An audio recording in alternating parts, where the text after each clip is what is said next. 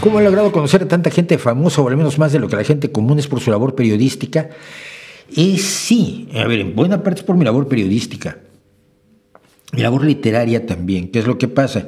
Con que escribas un poquito bien, que tampoco soy en modo alguno, siento que sea yo un gran maestro de la prosa, creo que domino la prosa.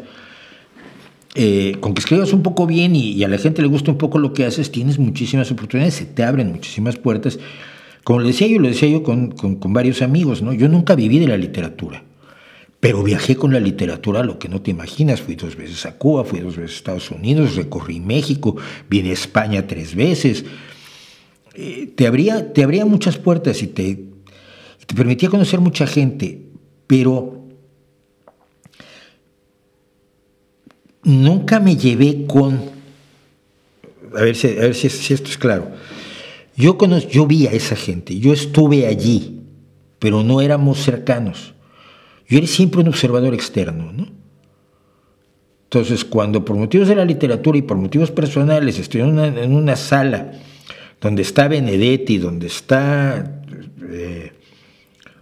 ¿cómo se llama? Pablo Milanés, el otro, Noel Nicola, que me parecía mucho mejor músico, 2 o 3 poetas y escritores famosos, y yo nunca me sentí parte de esa tribu, pero la observaba, la miraba y aprendía, ¿no? Me sentía más en mi tribu con los periodistas, pero periodistas que nadie conoce, periodistas de la cultural, de las páginas culturales de los periódicos mexicanos, con los que me formé y con los que arreglábamos el mundo de una vez por semana, por lo menos, o 2.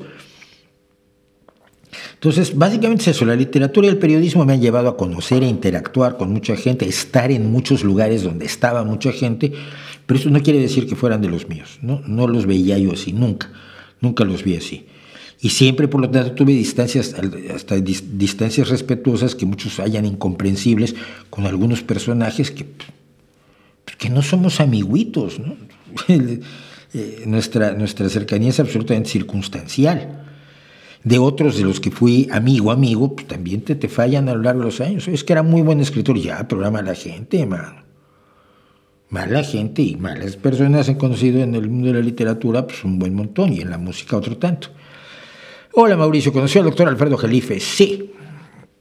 Lamentable, pero sí, lo siento muchísimo.